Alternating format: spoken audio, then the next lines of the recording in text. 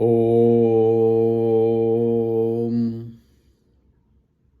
सहना भवतु सहनौ भुनक्तु सह वीर्यं करवावहि तेजस्विनावधीतमस्तु मा विद्विषावहै।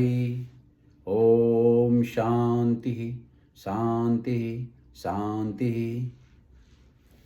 हम बात कर रहे हैं श्रीमद् भगवद गीता अध्याय 5 कर्म संन्यास योग का, जिसमें पिछले सत्र में हमने बात किया था कि भगवान जी यहाँ पे इस अध्याय में 4 तरह के साधक की बात करते हैं, भोगी, योगी, सन्यासी और ज्ञानी, और वो हमने बात की।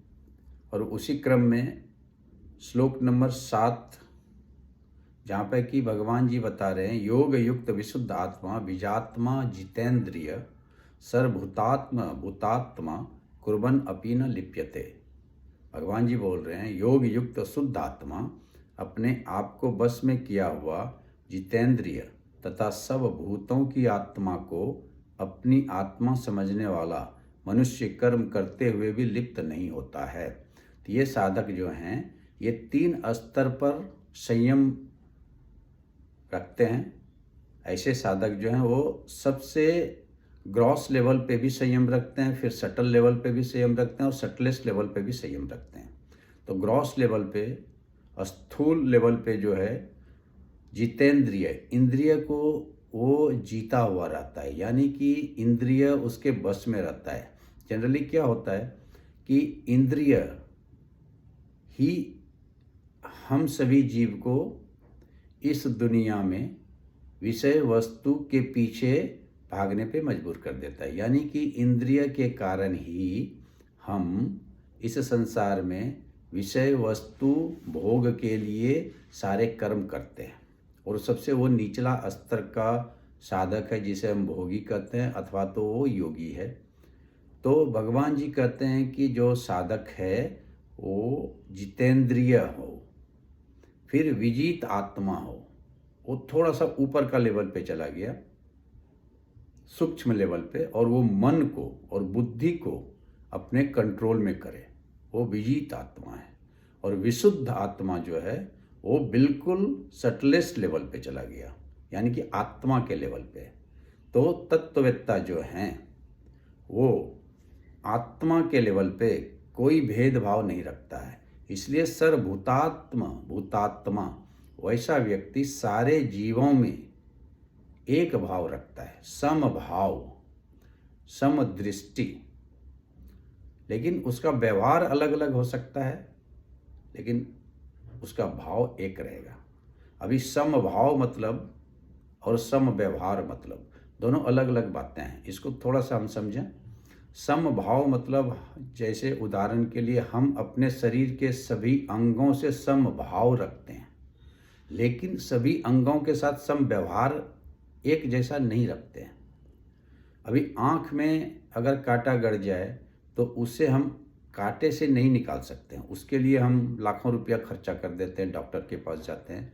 लेकिन वही कांटा अगर पैर में गड़ जाए तो दूसरे कांटे से उसको निकाल देते हैं। हमारे शरीर के सभी अंगों के साथ भाव तो एक ही है, लेकिन व्यवहार अलग अलग है।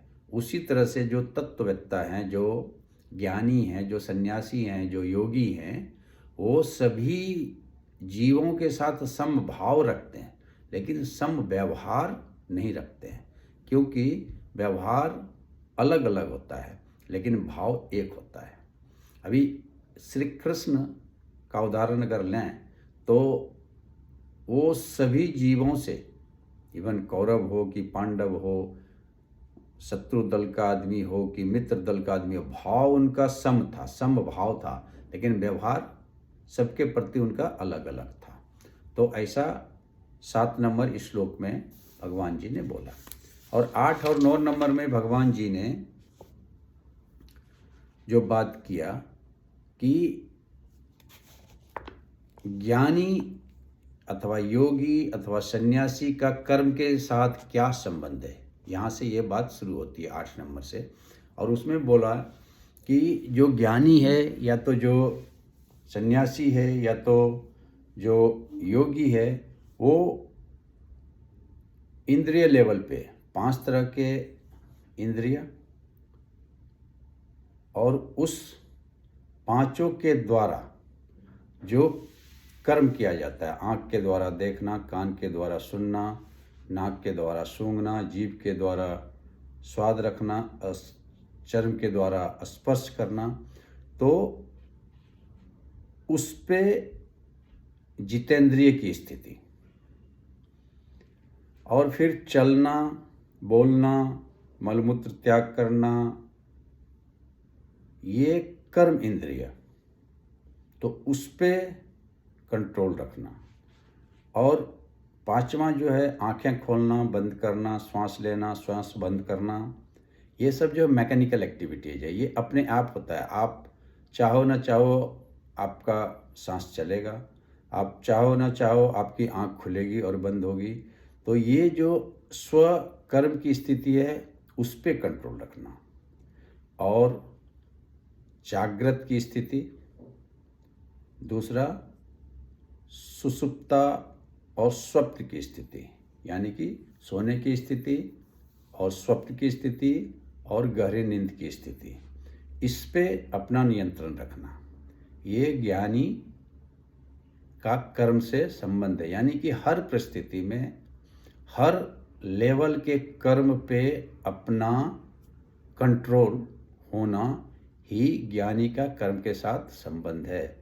और भगवान जी कहते हैं कुर्बन अपि न लिप्यते, अगर आप कुछ भी कर्म करते हो लेकिन उस कर्म के साथ आप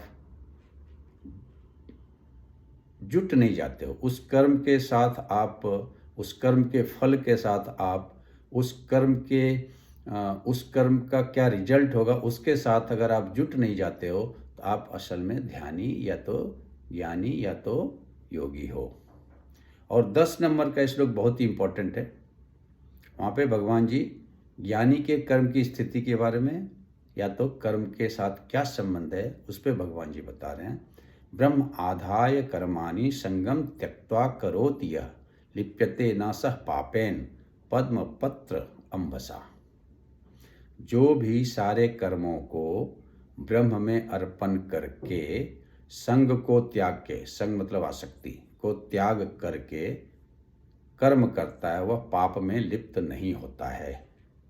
ठीक उसी तरह से जैसे कमल का फूल कीचड़ में रहते हुए भी कीचड़ से लिप्त नहीं होता है। बहुत ही इम्पोर्टेंट श्लोक है, ओपन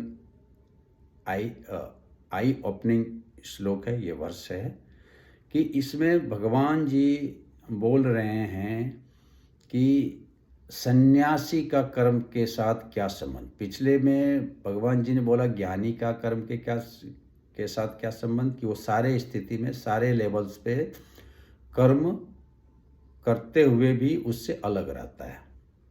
अभी यहाँ पे भगवान जी बोल रहे हैं कि सन्यासी कर्म से कैसे जुटता है। तो उन्होंने बोला कि जो व्यक्ति आत्म साक्षात्कार करने के बिल्कुल निकट है वो सन्यासी है। जैसे हमने पहले बात किया, भोगी वो है जो सिर्फ भोग करता है, उससे मुक्ति पाने की कोई इच्छा नहीं है।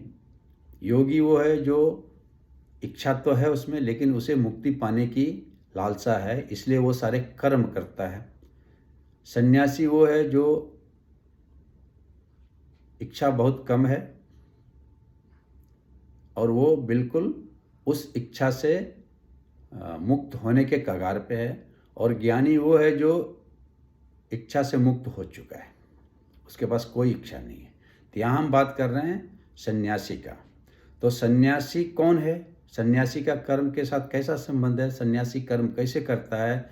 तो ब्रह्म आधाय कर्माणि संगम त्यक्त्वा करोति, यानी कि ब्रह्म के लिए, ब्रह्म को आधार मानकर, ब्रह्म को सभी कर्म और कर्म फल को अर्पित करते हुए, और संगम त्यक्त्वा, संगम मतलब आसक्ति, कर्म के फल से कोई आसक्ति नहीं, क्योंकि आसक्ति जो शब्द है उसका मतलब है अटैचमेंट, संग। तो जो आसक्ति को ऐसे आप देखें, जो आसक्ति है वो जा भी सकती है। तो अगर आप कोई भी रिजल्ट चाहते हैं कर्म से, कोई भी उससे उपेक्षा रखते हैं, तो जहाँ उपेक्षा है वहाँ अपेक्षा है, जहाँ अपेक्षा है वहाँ उपेक्षा है। अगर आपको कोई एक्सपेक्टेशन है तो वो सौरव है, क्योंकि अगर वो एक्सपेक्टेशन पूरा नहीं होगा तो आपको दुख होगा। इसलिए जो सन्यासी है वो संगम त्यक्त्वा करोति, सारे कर्म कैसे करता है? आसक्ति को छोड़ करके। और इसी को भगवान जी ने पहले बहुत सारे श्लोक के द्वारा बताए हैं। योगाय स्थित कर्म कुरु त्वम, और भगवान जी ने ये भी बोला कि कर्म पे तुम्हारा अधिकार है, कर्मण्येवाधिकारस्ते माँ फलेषु कदाचन, फल पे कभी नहीं। वही बात यहाँ पे बोल रहे हैं कि जो सिद्ध पुरुष हैं, जो आत्म साक्षात्कार की स्थिति को प्राप्त करने वाले हैं या कर चुके हैं, वो सारे कर्म को संग से अलग होकर के, अनासक्त होकर के सारे कर्म करते हैं और उस कर्म फल को ब्रह्म को अर्पण कर देते हैं। और यही बात भगवान जी ने 18वें अध्याय में 46वें श्लोक में भी बोला, यत् प्रवृत्ति भूतानाम येन सर्वमिदं ततं सर्वकर्माणि तम अभ्यर्चम सिद्धिम विन्दति मानवा। सेंट्रल वर्स है और बहुत ही इम्पोर्टेंट वर्स वो भी है, लेकिन मतलब उसका वही है कि जिससे सारे प्रकृति और मनुष्य और जीव की संरचना हुई, उस प्रभु को अगर हम सारे कर्म को अर्पण कर दें तो सिद्धिम विन्दति, तो हम सिद्ध हो जाते हैं, हम सन्यासी बन जाते हैं, हम ज्ञानी बन जाते हैं, उस स्थिति में हम पहुंच जाते हैं। तो भगवान जी यहाँ भी बोल रहे हैं कि ब्रह्म आधाय कर्माणि संगम त्यक्ता, जो भी हम कर रहे हैं वो भगवान के लिए कर रहे हैं। अगर हम ये समझें कि हमारा कर्म हमें भगवान के पास लेके जा रहा है तो वो कर्म हमें कर देना चाहिए। भगवान मतलब higher dimension, higher goal, higher attitude, because your attitude determines your altitudes. तो ब्रह्म का मतलब यहाँ पे आप समझें गोल, हायर गोल। तो जो कर्म आप हायर गोल के लिए करते हैं और अनासक्त होकर के करते हैं, तो लिप्यते नासा पापेन, वो पाप में लिप्त नहीं होता है, यानी वो एजिटेटेड नहीं होता है। पाप का यहाँ मतलब होता है एजिटेशन। एजिटेशन मतलब agitated mind can not meditate, और एजिटेशन इंग्लिश का शब्द है और पाप हिंदी का शब्द है। पाप का मतलब और कुछ नहीं होता है, पाप का मतलब होता है जब आपका मन एजिटेट हो जाए, आपका मन उद्विग्न हो जाए, तो वो पाप है। तो जिस कर्म से आपका मन उद्विग्न हो जाए, एजिटेटेड हो जाए, वो पाप कहलाता है श्रीमद् भगवद गीता और मेरे गुरु जी के हिसाब से। तो ब्रह्म आधाय कर्माणि संगम त्यक्त्वा करोति यः लिप्यते न स पापेन, वैसा व्यक्ति जो ब्रह्म को सारे कर्म अर्पण करके कर्म करते हैं और अनासक्त होकर के, आसक्ति को छोड़ करके, वैसे व्यक्ति पाप में लिप्त नहीं होता है। किस तरह से? जिस तरह से कमल का फूल कीचड़ में रहते हुए भी कीचड़ में लिप्त नहीं होता है। पद्म पत्रवी अम्बसा, अम्बसा मतलब पानी में, और पद्म पत्र मतलब कमल। तो सन्यासी का ये बिल्कुल मतलब ना निकाला जाए कि जो व्यक्ति घर परिवार छोड़ करके जंगल में गेरुआ वस्त्र धारण कर लिया वो सन्यासी है, ना। सन्यासी वो है, भगवान जी और श्रीमद् भगवद गीता कहती है, जो अपने सारे कर्म ब्रह्म को अर्पण करके उसके फल से अनासक्त होकर के करे, वो सन्यासी है। उससे आगे बात हम करेंगे, लेकिन चूँकि हमने जो बात किया कि हम सारे श्लोक नहीं पढ़ेंगे, हम कुछ श्लोक ही पढ़ेंगे और मूल श्लोक को पढ़ करके हम आगे बढ़ेंगे। तो अभी हम जो श्लोक पढ़ रहे हैं वो 14 नंबर का श्लोक है। 14 नंबर का श्लोक बहुत ही इम्पोर्टेंट श्लोक है, बहुत ही पावरफुल श्लोक है, तो उस पर हम बात करें। और वो श्लोक है, ना कर्तृत्वम ना कर्माणि लोकस्य सृजति प्रभु। बहुत ही सेंट्रल वर्स है ये, बहुत ही पावरफुल वर्स है ये। ना कर्तृत्वम ना कर्माणि लोकस्य सृजति प्रभु, ना कर्म फल संयोगम स्वभावतु प्रवर्तते। प्रभु ना तो संसार में कर्तापन की, ना कर्मों की, ना ही कर्म फलों की संयोग की रचना करता है। वह तो स्वभाव के कारण हम सभी जीव इस संसार में कर्म करते हैं। देखिए, this is the very important and very understandable verse. If we understand it, अगर हम ये समझ जाते हैं तो नथिंग लाइक दैट, ये लाइफ चेंजिंग वर्सेस है। हम सभी जीव ये सोचते हैं कि प्रभु हमें दंड देता है, प्रभु हमें माफ़ करता है। तो किसी ने कहा प्रभु ना दंड देता है, प्रभु ना माफ़ करता है, कर्म फल वो तराजू है जो सिर्फ इंसाफ करता है। सुख और दुख का बटन तेरे हाथ में है बंदे, तू ही इसे ऑन करता है, तू ही इसे ऑफ करता है। तो भगवान को हमारे कर्म से कुछ लेना देना नहीं है, और जो भी हमको मिल रहा है, जो भी कर्म फल हमको मिल रहा है इस संसार में, जो भी हम कर्म कर रहे हैं, वो सिर्फ और सिर्फ हमारे वासना का रिफ्लेक्शन है। वासना मतलब इच्छा। इसलिए बोलते हैं कि इच्छा हमारा संसार बनाता है, भगवान हमारा संसार नहीं बनाता है। हम खुद अपना संसार बनाते हैं, और वो हमारे प्रकृति के हिसाब से, हमारा टेम्परामेंट के हिसाब से, हमारा स्वभाव के हिसाब से। एक व्यक्ति जो नशा पान करता है, उसका संसार कैसा होता है? वो उसी व्यक्ति को खोजता है, उसके संसार में वैसे ही व्यक्ति मिलेंगे आपको जो नशा पान करता है। एक व्यक्ति जो गीता पढ़ता है, अध्यात्म में रुचि रखता है, उसका संसार कैसा होता है? उसका सारा व्यक्ति से संबंध जो होगा, अधिकतर वो वैसे व्यक्ति को ही खोजेगा, वैसे व्यक्ति को ही पसंद करेगा जो गीता पढ़ता हो, जो अध्यात्म में रुचि रखता हो, क्योंकि उसकी वासना जो है, उसकी इच्छा जो है वो गीता पढ़ने की है। एक व्यक्ति जो धन कमाने की इच्छा है, जिसको धन कमाने की इच्छा है, पैसा कमाने की इच्छा है, उसका संसार कैसा होता है? आप दिन रात उसे देखेंगे, वो सिर्फ और सिर्फ पैसा की ही बात करेगा। उसका सारे कर्म जो है वो पैसा कमाने के लिए ही होगा। इसलिए भगवान जी बोलते हैं कि जो व्यक्ति ये समझता है कि भगवान कर्म करवाता है व्यक्ति से, भगवान कर्म का फल देता है व्यक्ति को, वो गलत है। क्योंकि भगवान ना तो कर्म फल से कोई संबंध रखता है, और ना तो लोकस्य सृजति, ना तो इस लोक की संरचना करता है भगवान। ये संसार की संरचना भी भगवान ने नहीं किया है। ये संसार हमारे और आपके वासना, आपके और हमारे इच्छा, आपके और हमारे डिजायर के आधार पे ही हमारा और आपका संसार बना हुआ है। जैसा जिसकी इच्छा वैसा उसका संसार। जिस दिन आपकी वो इच्छा खत्म, वो संसार खत्म हो जाएगा।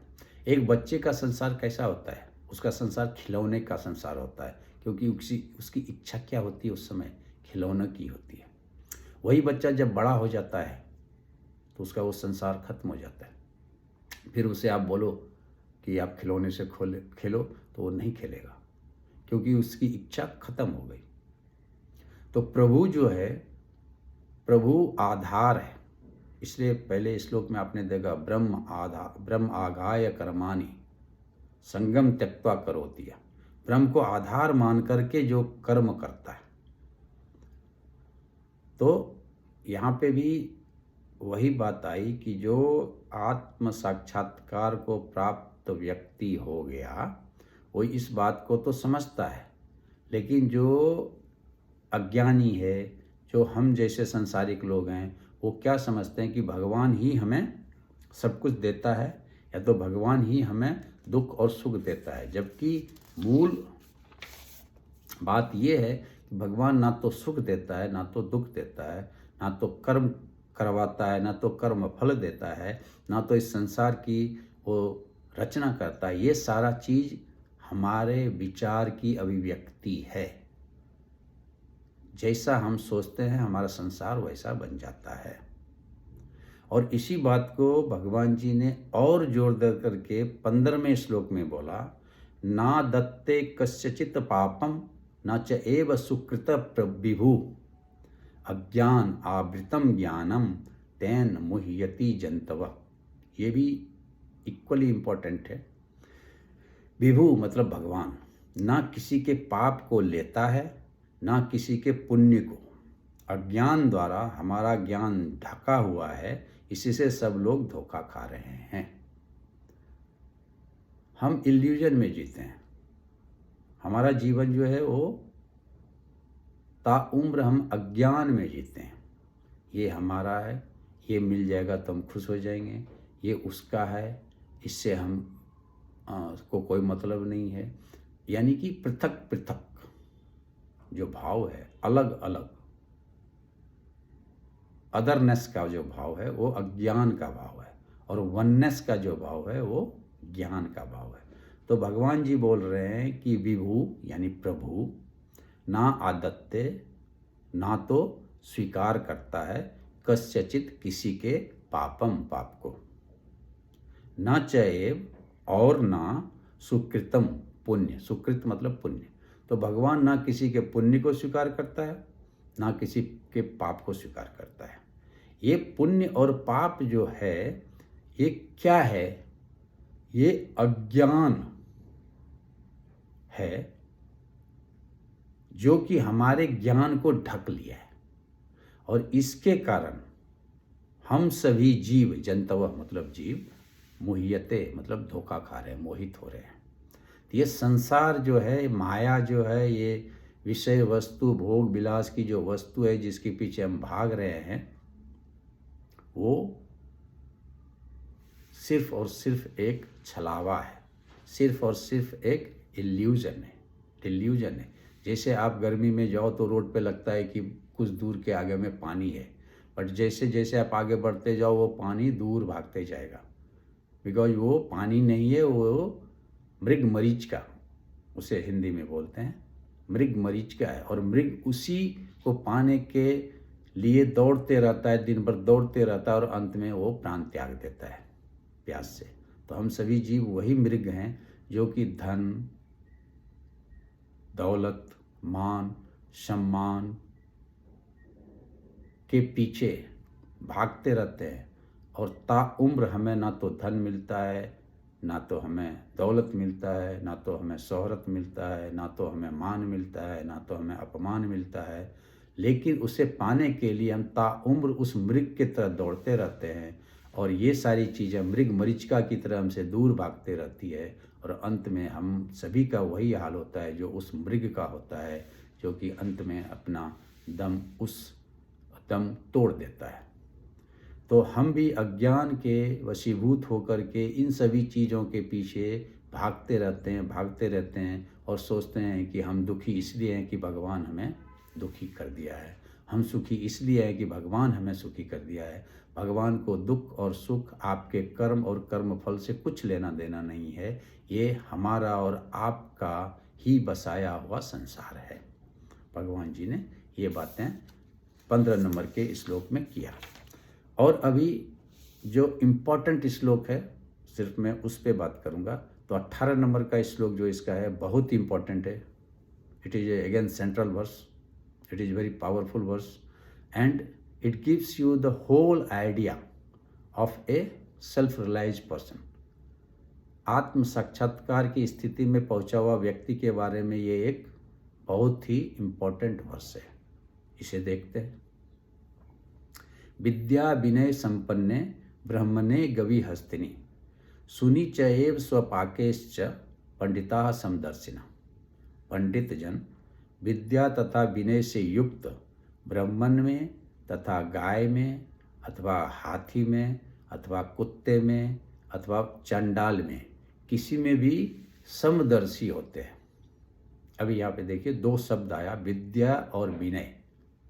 विद्या और विनय से युक्त, विद्या विनय संपन्ने, विद्या और विनय से युक्त पंडित लोग जो होते हैं, ज्ञानी जो लोग होते हैं, जो सन्यासी लोग होते हैं, जो योगी लोग होते हैं, जो आत्म साक्षात्कार को प्राप्त कर चुके लोग होते हैं, वो ब्राह्मण में या तो गवी मतलब होता है गाय में, या तो हस्तनी मतलब होता है हाथी में, सुनी मतलब होता है कुत्ता में, अथवा स्वपाके मतलब होता है चंडाल में। तो अभी यहाँ पे 3 पशु का नाम लिया और 2 व्यक्ति का नाम लिया, 2 जीव का नाम लिया, ब्राह्मण और स्वपाक। ब्राह्मण मतलब होता है जो ब्रह्म को जानता हो, ब्रह्मभूत हो, जो ब्रह्म ज्ञानी हो, ब्राह्मण है, by the virtue of quality, not by the virtue of birth. जन्म से नहीं, कर्म से और गुण से। ब्रह्म कौन है? जो ब्रह्मभूत है। और चंडाल कौन है? जो एजिटेटेड माइंड का है, जो लोअर लेवल पे, ग्रॉस लेवल पे कर्म करता है, जो भोगी है, वो चंडाल है। तो या तो वो ब्रह्म ज्ञानी हो या तो वो चंडाल हो, दोनों को विद्या और विनय से युक्त व्यक्ति एक ही भाव से देखता है, लेकिन व्यवहार उसका दोनों के प्रति अलग अलग होता है।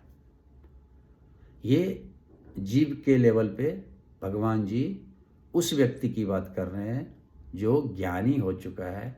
और ज्ञानी कौन हो गया? जो विद्या और विनय से युक्त है। अभी यहाँ पे थोड़ा सा और समझें, उसके पहले हम दूसरा उदाहरण लें कि वैसा व्यक्ति गाय, हाथी और कुत्ता, ये तीनों में भी समभाव देखता है, तीनों को समभाव से देखता है, लेकिन व्यवहार अलग अलग हो सकता है। तो गाय क्या है? गाय सात्विक है। हाथी क्या है? राजसिक है। और कुत्ता क्या है? तामसिक है। अथवा तो उल्टा बोलें इसको कि गाय सात्विक है, कुत्ता राजसिक है, और हाथी जो है, हाथी काला है। और हाथी को यहाँ पे लिखा है, लेकिन हाथी को रिप्लेस अगर आप कौवा से करें, बहुत लोग कौवा का उदाहरण देते हैं, कौवा काला होता है और वो तामसिक प्रतीक होता है। इसलिए आप जब देखेंगे तो श्राद्ध में, जब हम अपने पूर्वजों का श्राद्ध करते हैं तो हम 3 जानवरों को खाना खिलाते हैं, गाय को, कुत्ता को और कौवा को। हाथी इज रिप्लेस्ड बाय कौवा for the sake of understanding. तो हम अपने पूर्वजों को तीनों गुणों से भी मुक्त करने के लिए ये सिंबलाइज करते हैं कि हम गाय को खाना खिलाए, हम कौवा को खाना खिलाए और हम कुत्ते को खाना खिलाए। यानी कि सात्विक गाय, राजसिक कुत्ता एंड तामसिक कौवा, ये प्रतीक है। तो जो विद्या और विनय से संपन्न है वो व्यक्ति राजसिक, तामसिक और सात्विक गुणों वाले जीव के प्रति भी और उच्च आत्म साक्षात को प्राप्त किया हुआ व्यक्ति अथवा निम्न साक्षात्कार, जो साक्षात्कार में आया ही नहीं, भोगी, यानी कि ज्ञानी और भोगी को भी वो समभाव से देखता है, वैसा व्यक्ति असल में ज्ञानी है। तो अभी यहाँ पे 2 शब्द आया, विद्या और विनय। विद्या मीन्स नॉलेज, विजडम, और विनय मीन्स आपकी शालीनता। विद्या विदाउट विनय, विनय के बिना विद्या अहंकार लाती है। इसलिए आप देखेंगे कि ज़्यादातर लोग जो ज्ञानी, जो किताबी ज्ञान वाले हैं, उसे अहंकार आ जाता है। वो सोचता है कि हम ज्ञान मार्ग में बहुत आगे बढ़ गए हैं। तो ज्ञान मार्ग भक्ति के बिना, विनय यहाँ पे भक्ति का प्रतीक है और विद्या यहाँ पे ज्ञान का प्रतीक है। तो ज्ञान मार्ग में सिर्फ और सिर्फ जो चलता है उसमें अहंकार आने का चांस ज़्यादा हो जाता है। भक्ति मार्ग में जो सिर्फ और सिर्फ चलता है वो ग्रांटेड फॉर ऑल हो जाता है, यानी कि वो डोरमेट की तरह हो जाता है, उसे लोग यूज एंड थ्रो करना शुरू कर देते हैं। लेकिन जो विद्या के साथ विनय दोनों को मिला करके जो व्यक्ति चलता है, यानी कि ज्ञान और भक्ति को सामंजस्य में रख करके जो कर्म के पथ पे चलता है, वो परफेक्ट भक्त है, वो परफेक्ट ज्ञानी है, वो परफेक्ट साधक है। इसलिए भगवान जी ने यहाँ बोला कि सिर्फ ज्ञान मार्ग या सिर्फ भक्ति मार्ग इज नॉट द परफेक्ट मार्ग। ज्ञान और भक्ति दोनों का मिश्रण जिसमें है और फिर वो कर्म करता है। आपको बता दें, श्रीमद् भगवद गीता 3 योग पे चलता है और सारी बातें जो है 18 अध्याय जो है वो इस 3 योग पे ही है, कर्म योग, भक्ति योग, ज्ञान योग। तो यहाँ पे भगवान जी इस तीनों को एक ही श्लोक में बताने की कोशिश कर रहे हैं कि विद्या विनय संपन्ने ब्रह्मणो गवि हस्तिनो सुनिच एव स्वपाकेश्च पंडिता समदर्शिना।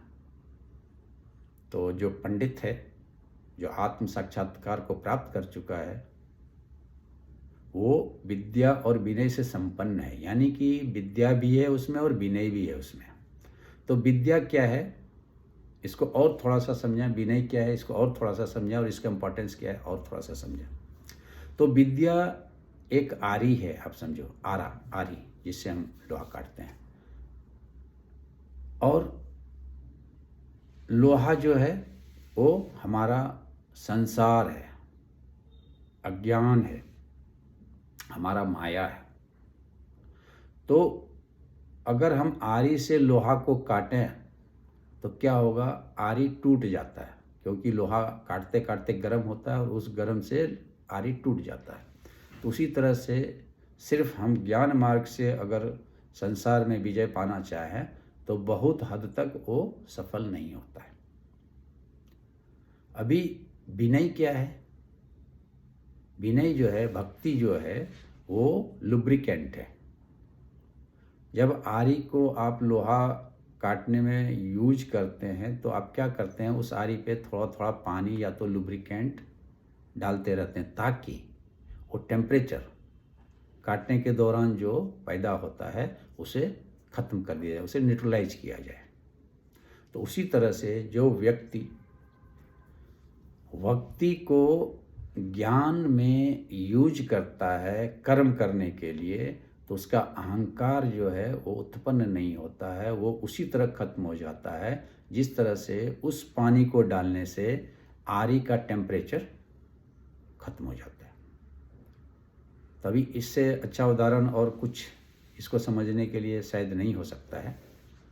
तो विद्या विनय से युक्त होकर के जो व्यक्ति कर्म करता है वो पंडित है, और वो या तो ब्राह्मण हो या तो चंडाल हो, उसे समभाव से देखता है। या तो गाय हो या तो कुत्ता हो या तो हाथी हो, उसे समभाव से देखता है। इसलिए वो समदर्शी है, समभावी है, लेकिन समव्यवहारी नहीं है, जो कि हमने पहले बता चुके हैं।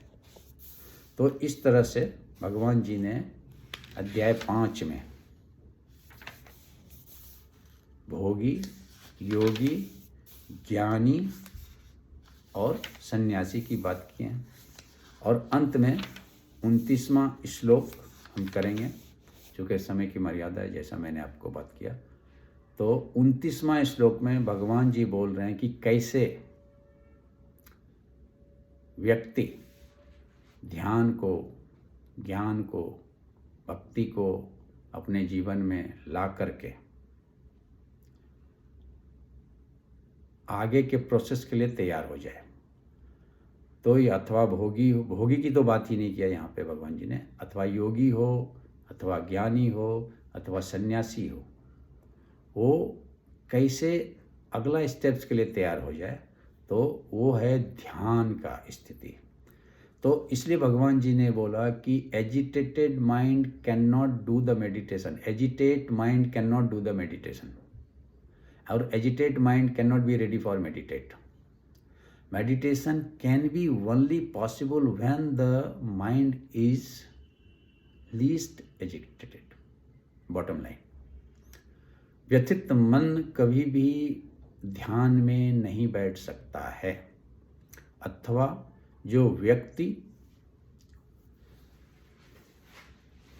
अभी तक भोग के लिए कर्म कर रहा है, जो व्यक्ति अभी तक भोगी है, जो व्यक्ति अभी तक इस संसार में, इस माया में फंसा हुआ है, वो अगर ध्यान में बैठता है तो उसका मन जो है उसी विषय वस्तु के पीछे जाएगा।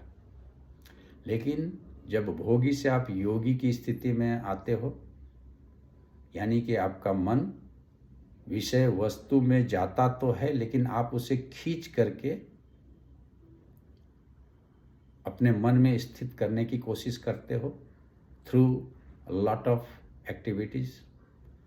फिर उससे जब आप ऊपर आते हो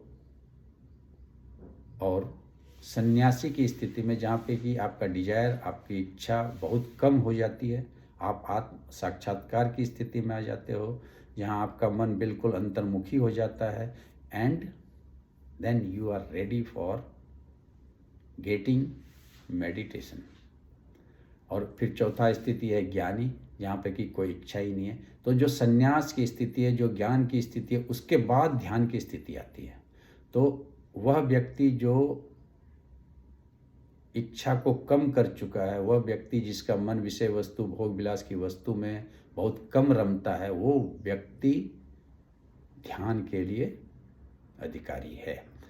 तो इस तरह से 5वां अध्याय जो है वो जीव को, मनुष्य को ध्यान योग में जाने के लिए, ध्यान लगाने के लिए प्रिपरेटरी चैप्टर है। और यहाँ पे जो व्यक्ति की स्थिति फ्रॉम भोगी टू योगी, योगी टू सन्यासी, सन्यासी टू ज्ञानी, this is a gradual increment और ग्रेजुअल इम्प्रूवमेंट इनटू द साधक स्टेट। सबसे नीचे का स्टेट भोगी, जो कि साधक के कोई लेवल पे आता ही नहीं है। फिर योगी जो बाहरमुखी है, वो सारे कर्म करते हैं, लेकिन किसके लिए? ब्रह्माधाय कर्माणि। फिर उसके सारे एक्टिविटीज जो हैं वो टुवर्ड्स हायर गोल। सन्यासी जो है वो अंतर्मुखी हो जाता है, उसका डिजायर बहुत कम हो जाता है और वो आत्म साक्षात की स्थिति को प्राप्त कर लेता है। और ज्ञानी जो होता है उसे कोई इच्छा होता नहीं है, वो आत्म साक्षात्कार से भी परे हो जाता है, गुणातीत हो जाता है वो। और फिर वैसा व्यक्ति ध्यान योग के लिए अधिकारी हो जाता है। They are right to have the ध्यान योगा। तो भगवान जी अभी अंतिम श्लोक में बोलते हैं, भोक्तारम यज्ञ तपसाम सर्वलोकम ईश्वरम सुहृदम सर्वभूतानाम ज्ञात्वा माम शांतिम अधिगच्छति। यहाँ शांति शब्द आया, और शांति is just opposite of the agitation. यानी कि जब आप एजिटेशन ख़त्म कर लेते हो, एजिटेशन को मिनिमाइज कर लेते हो, एजिटेशन को मिटिगेट कर लेते हो, तो आप शांति की स्थिति में आते हो। और जब आप शांति की स्थिति में आते हो तब आप ध्यान लगा सकते हो, तब आपका मन ध्यान में लगेगा। तो भगवान जी बोल रहे हैं कि मुझे यज्ञ और तपों को भोगने वाला, सारे लोगों का महेश्वर और सब प्राणियों के मित्र को जानकर शांति को प्राप्त होता है। वह व्यक्ति जो प्रभु को सारे यज्ञ और तपों का भोक्ता समझता है। अभी हम क्या समझते हैं, हम सभी जीव क्या समझते हैं कि हम ही सारे फल का, कर्म फल का, सारे ऑब्जेक्ट का कंज्यूमर हूँ, भोक्ता हूँ। लेकिन वो सिर्फ भोगी की स्थिति को दर्शाता है। भोगी सिर्फ ऐसा समझता है कि सारा वस्तु उसके भोग के लिए है, वही उसका भोक्ता है। लेकिन जो ज्ञानी है, जो सन्यासी है, वो बोलता है कि भगवान ही सारे यज्ञ और सारे तप, यज्ञ यहाँ दर्शाता है सेक्रीफाइस को, all actions which leads toward the sacrifice और dedication to the god is यज्ञ। और यज्ञ पे बहुत बातें हुई है चैप्टर 3 में, चैप्टर 4 में और चैप्टर 17 में, वो हम बात कभी करेंगे। तो यज्ञ मतलब इन बॉटम लाइन सेक्रीफाइस, त्याग, एंड त्याग मतलब कर्म विदाउट एक्सपेक्टेशन, क्योंकि जहाँ अपेक्षा है वहीं उपेक्षा है, जहाँ पे एक्सपेक्टेशन है वहीं पे सौरो है। और दूसरा ब्रह्म आधाय towards the higher mission, your attitude determines your altitudes. I repeat it again. तो आपका जो गोल है वही आपके कर्म को निर्धारित करता है। गोल अगर निम्न है तो आपका कर्म भी निम्न होगा, गोल अगर हायर है तो आपका कर्म भी हायर होगा। और वही कर्म, जितने भी कर्म हैं वो हमारा यज्ञ है। जो भी हम करते हैं this is in the form of any यज्ञ। इसलिए भगवान जी ने जब यज्ञ की बात की अध्याय 4 में, तो बोला कि सारे यज्ञ जो हैं कर्म से ही उत्पन्न हुआ जान, भगवान जी ने बोला। इसलिए यहाँ पे भगवान जी बोल रहे हैं कि उस सारे यज्ञ का भोक्ता भी मैं ही हूँ। और तपसाम, तप मतलब all our pursuance, all our efforts, all our restraints. बोलते हैं ना हम तप कर रहे हैं, तप मत कर रहे हैं मतलब क्या, हम रेस्ट्रेंट कर रहे हैं, हम एफर्ट्स कर रहे हैं, हम परस्यू कर रहे हैं। अगर हम इंजीनियर बनने की कोशिश कर रहे हैं तो हम तप कर रहे हैं इंजीनियर बनने के लिए। अगर हम डॉक्टर बन रहे हैं तो हम तप कर रहे हैं डॉक्टर बनने के लिए। अगर हम गीता पढ़ रहे हैं तो हम तप कर रहे हैं गीता पढ़ने के लिए। अगर हम नौकरी कर रहे हैं तो हम तप कर रहे हैं नौकरी करने के लिए। सो तप मतलब all the efforts, all the pursuance, all the persistence, all the consistence, all the continuation of any activities or any efforts towards the higher mission is तप। वो तप लोअर मिशन के लिए भी होता है। राक्षस लोग तप करते थे और जब फल उसको मिल जाता था in the form of blessing of the God, जब भगवान जी उसे आशीर्वाद देते थे तो उसका वो गलत यूज करते थे। चोर भी तप करता है, प्लानिंग करता है गलत काम करने के लिए, बट वो तप निगेटिव है। यहाँ पे भगवान जी उसको इंडोर्स नहीं करते हैं। यहाँ पे positive higher mission for the noble cause, for the noble reasons, समाज के लिए, प्रकृति के लिए किया हुआ तप को तप यहाँ पे बोल रहे हैं भगवान जी। तो कोई सेक्रीफाइस हो या तो कोई इंडोरेंस हो, कोई एफर्ट्स हो, यज्ञ अथवा तप, उसका भोक्ता भगवान को जान, ऐसा समझ के जो व्यक्ति एफर्ट्स करता है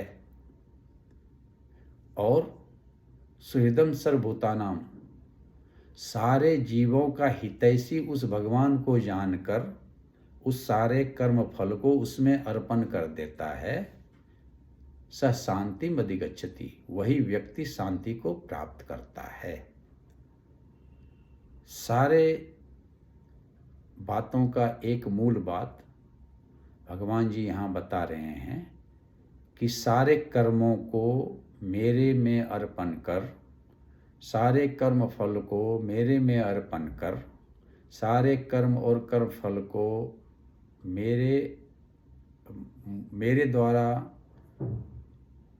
भोग समझ, और ऐसा समझ के तुम जो कर्म करोगे तो वो कर्म तुम्हें शांति प्रदान करेगा।